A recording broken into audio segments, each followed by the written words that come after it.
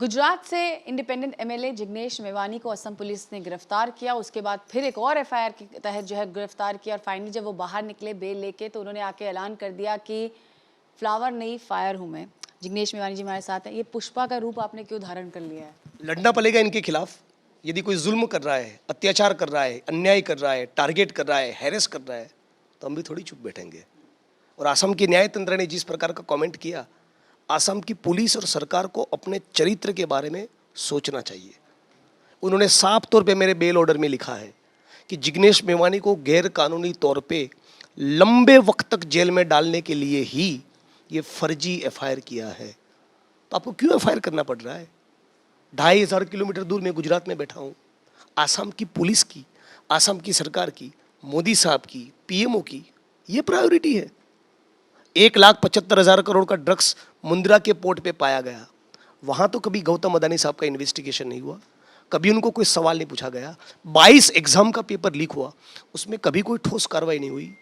एक महिला कार्यकर्ता ने, जो दलित समाज से बिलोंग करती है गुजरात में, भाजपा के मंत्री के खिलाफ बलात्कार का इल्जाम लगाया, उसकी कोई पूछताछ नहीं, कोई एफआईआर नहीं, कोई गिरफ्तारी नहीं, इस्तीफा भी आप उसका नहीं ले रहे हो।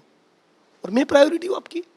वो ट्वीट जिसमें मैंने शांति और अमन बनाए रखने का अपील किया, और मोदी साहब को यदि इस बात का बुरा लगा कि मैंने कहा कि वो गोडसे को भक्त है, तो खारिज कर दे कि मैं नहीं हूं, मैं गोडसे का भक्त। बोल देना, कौन सा पाबंदी है उनके ऊपर? लाल किले की प्राचीर पे चढ़कर बोले गोडसे मुर्दाबाद। पार्टी के प्रवक्ताओं को बोल दे कि सारे चैनल में कह दे कम इस इल्जाम को खारिज करते हैं, गोडसे के भक्त नहीं है। गांधी जी का चश्मा उठाकर स्वच्छता का कैंपेन करना है, गुजरात में महात्मा का मंदिर बनवाना है, अहमदाबाद के साबरमती आश्रम को रिनोवेट करने का नाटक करना है। हाँ, और जब गुजरात आ रहे दंगे हुए तो वहाँ शांति और अमन का अपील नहीं करना। और यदि कोई आपको ये कह रहा है शांति और अमन का अपील करो, उसमें एफआईआर कहाँ से बनता है? महिला को आगे करके दूसरा एफआईआर किया, इतनी कायरता, शर्म आनी चाहिए।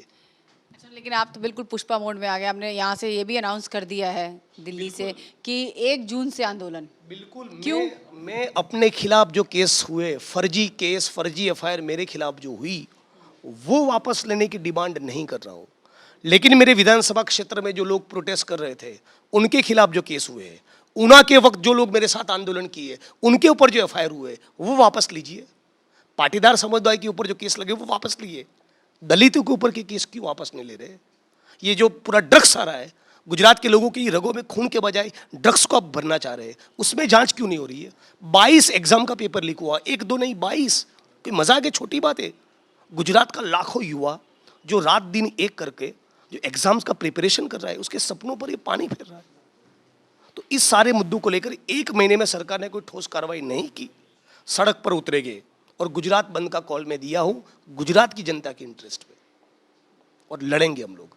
अच्छा, इसके साथ साथ एक जब आप अरेस्ट थे तो एक और मुद्दा बहस शुरू हो गया, वो है यूनिफॉर्म सिविल कोड का। उसको कैसे देखते हैं? अभी इस मुद्दे पे मैं कमेंट नहीं करना चाहूँगा। मेरे साथ जो हुआ है, मुझे जिस प्रकार से टारगेट किया है, मैं उसी के मुद्दे पर बोलूँगा। अच्छा, एक चीज़ और बताइए। आपने एक और चीज़ भी कह दी, कहा कि 24 घंटे तक दिल्ली में ही हूँ। तो आपको लगता है फिर से आपको अरेस्ट किया जाएगा? उनको जो करना है करे, उनको जो करना है करे। वो तो वैसे भी कानून और संविधान में मानते ही नहीं है, वरना फर्जी एफआईआर करते। आरएसएस के लोग तो यहाँ तक कह चुके हैं कि बाबा साहब के संविधान को समंदर में फेंकना चाहिए, हमको मनुस्मृति चाहिए, संविधान नहीं। वो लिख चुके हैं आरएसएस को लोग। पत्रकार सवाल पूछ सकते हो, उसके ऊपर राष्ट्रद्रोह लगाते हो, सेडिशन लगाते हो।